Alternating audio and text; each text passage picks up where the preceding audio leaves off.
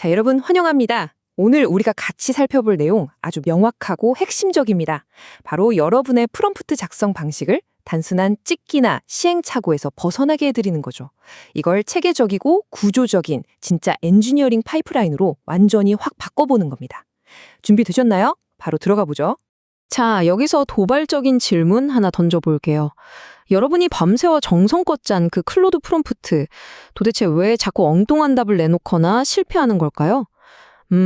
놀랍게도 말이죠. 그 이유는 여러분이 지난 몇 년간 열심히 갈고 닦은 챗 GPT용 프롬프트 요령들 때문입니다. 맞아요. 바로 그 꿀팁들이 클로드를 쓸 때는 오히려 여러분의 발목을 꽉 잡고 있는 겁니다. 왜 그런지 근본 원인을 좀 파헤쳐 볼까요? 시중에 널린 기존 가이드라인들은 사실상 GPT가 어떻게 행동하는지 보고 거꾸로 유추해낸 경험 법칙, 즉 휴리스틱에 불과하거든요. 이런 범용적인 방식을 클로드한테 억지로 끼워 맞추려고 하는 건 말 그대로 둥근 구멍에 네모난 블록을 억지로 쑤셔 넣는 거랑 똑같습니다. 이제 우리는 속을 알 수 없는 블랙박스에 대고 제발 맞춰줘 하고 기도하는 방식에서 벗어나야 합니다. 완벽하게 설계된 청사진, 즉 블루프린트 접근법으로 갈아타야 할 때입니다. 그래서 오늘 우리가 함께 밟아갈 로드맵은 이렇습니다. 먼저 1장 GPT 프롬프팅의 함정부터 시작해서 2장 Constitutional AI의 차이점, 3장 자동 자기검증 루프, 4장 RAG에 대한 새로운 접근, 5장 오케스트레이션과 삼각검증, 그리고 마지막 6장 프롬프트에서 파이프라인으로 넘어가는 과정까지 쭉 훑어보겠습니다. 자, 그럼 첫 번째 섹션, GPT 프롬프팅의 함정입니다. 우리가 왜 기존 관행에서 벗어나야 하는지부터 짚고 넘어갈게요. 흔히들 프롬프트 엔지니어링 하면 떠올리는 6대 기법이 있죠. 명확한 지시, 퓨전 예시, 생각의 사슬, 역할 부여, RAG, 그리고 QA 파이프라인. 네, 아주 훌륭한 출발점인 건 같습니다. 하지만 여기서 정말 중요한 사실 하나를 짚고 넘어가야 하는데요. 이 규칙들은 철저하게 GPT가 어떻게 행동하느냐를 바탕으로 만들어졌다는 겁니다. 그러니까 애초에 클로우드를 위한 맞춤형 옷이 아니라는 뜻이죠. 그럼 왜 안 맞느냐? 그건 두 번째 섹션, Constitutional AI의 차이점에서 설명이 됩니다. 결국 아키텍처가 모듈의 행동을 결정하거든요. 여러분, Constitutional AI, 즉 CA라는 말 들어보셨죠? 이건 그냥 듣기 좋으려고 만든 마케팅 용어가 절대 아닙니다. 엔스로핑 모델들의 아주 핵심적인 아키텍처 그 자체예요. 이 뼈대, 이 근본적인 구조의 차이 때문에 클로우드는 맥락을 이해하고 출력 형식을 맞추고 안전 경계를 지키는 방식 자체가 다른 모델들과는 아예 다릅니다. 이 기계적인 속성을 이해하는 게 클로우드 프롬프트를 제대로 설계하는 첫걸음이라고 할 수 있죠. 자, 그럼 가장 눈에 띄는 차이가 뭐냐? 바로 명시적 추론 투명성입니다. 생각해보세요. GPT는 자기가 잘 모르는 불확실한 상황에서도 어떻게든 말문이 막히지 않으려고 그럴싸한 답변을 만들어내려는 경향이 강하잖아요. 반면에 클로드는 확신이 없을 때 나 이건 확실치 않아 라고 자발적으로 그리고 아주 명확하게 불확실성을 표현하도록 설계되어 있습니다. 이 투명성 덕분에 엔지니어린 우리는 가짜 정보, 즉 환각에 휘둘리는 대신 이 모델이 얼마나 헷갈려 하는지 그 불확실성을 정확하게 수치화하고 통제할 수 있게 되는 겁니다. 완전 게임 체인저죠. 역할 부여, 즉 페르소나를 씌울 때의 반응도 완전히 다릅니다. 기존 가이드들 보면 GPT한테 역할 줘봤자 결과물이 아주 확 달라지진 않는다고들 하잖아요. 사실 그렇기도 하고요. 근데 클로드는 다릅니다. 앞서 말씀드린 그 CAI 구조 덕분에 클로드는 시스템 프롬프트에 주어진 역할을 엄청나게 엄격한 일관성 제약 조건으로 받아들입니다. 한번 제대로 된 전문가 역할을 쥐어주면 클로드가 뱉어내는 결과물은 정말 놀라울 정도로 안정적이고 전문적인 퀄리티를 끝까지 유지합니다. 자, 이제 좀 더 심화된 테크닉으로 가볼까요? 세 번째 섹션, 클로드에 숨겨진 치트키라고 할 수 있는 자동 자기검증 루프입니다. 클로드가 가진 3단계 자기검증 루프를 꼭 주목하셔야 합니다. 작동 방식은 이래요. 1단계에서 먼저 초기 답변을 쫙 생성합니다. 그리고 2단계. 여기서 끝나는 게 아니라 우리가 미리 명시해둔 기준에 맞춰서 자기 스스로를 냉정하게 평가해요. 마지막 3단계에서는 그 자체 리뷰 내용과 신뢰도 수치까지 딱 출력해 줍니다.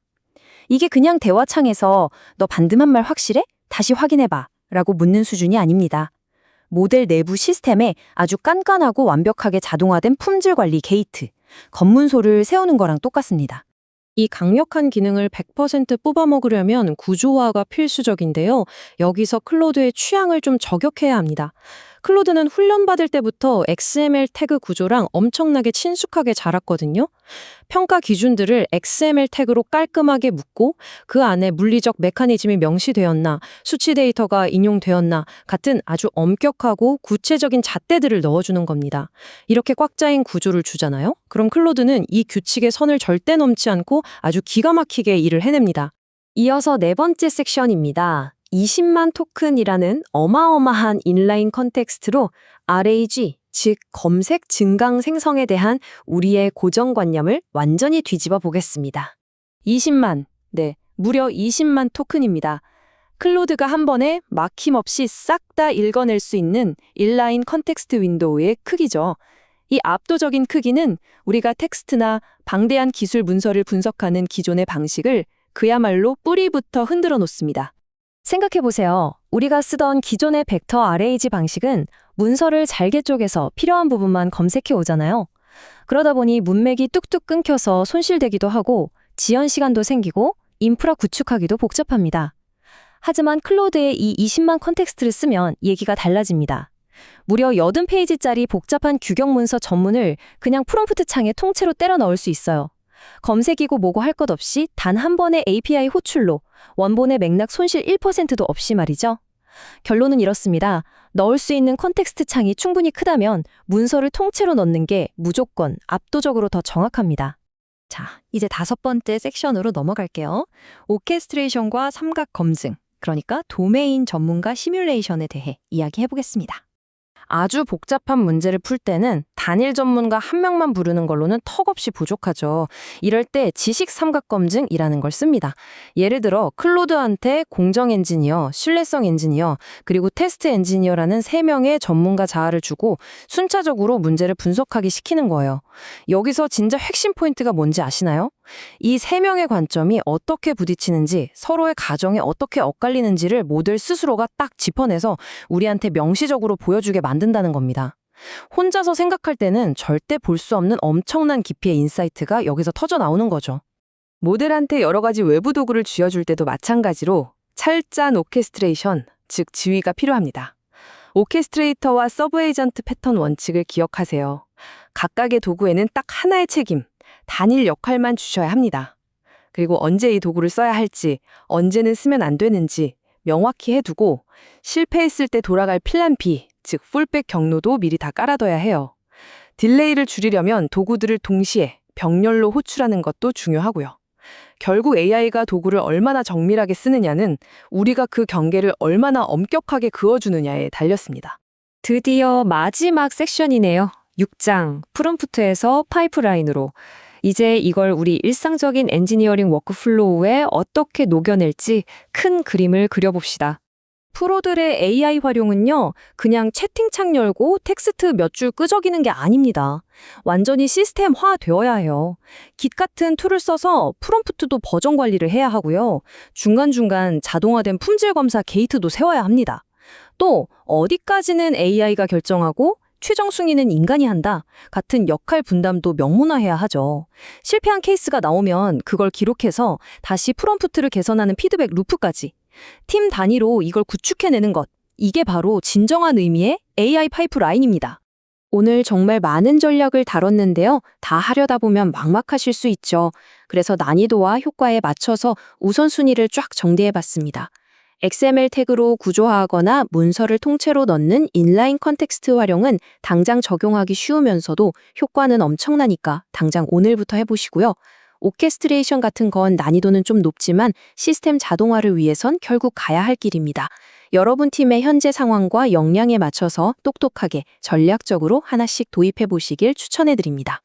오늘 분석을 정리하면서 꼭 공유해드리고 싶은 아주 뼈 때리는 문장이 하나 있습니다. 프롬프트 엔지니어링의 목표는 모델을 설득하는 것이 아니라 모델이 이미 할 수 있는 것을 정확히 이끌어내는 구조를 설계하는 것이다. 와, 정말 와닿지 않나요? 까만 블랙박스에 대고 제발 좋은 답 좀 내달라고 달래고 설득하던 시대는 끝났습니다. 이제는 완벽한 설계와 구조적 추출의 시대입니다. 자, 이제 마지막으로 여러분께 아주 도발적인 질문을 하나 던지면서 오늘 시간 마무리하겠습니다. 여러분, 이제 낡은 프롬프팅은 멈추고 진짜 엔지니어링을 시작할 준비가 되셨습니까? 오늘 우리가 딥다이브 해본 클로드만의 구조적 특성과 파이프라인 전략들 묵혀두지 마시고 당장 내일 워크플로우에 적용해보세요. 업무 효율이 말도 안 되게 점프하는 걸 직접 경험하시게 될 겁니다. 오늘 이 분석이 여러분의 AI 활용에 완벽한 청사진이 되었기를 진심으로 바랍니다. 지금까지 함께해 주셔서 감사합니다.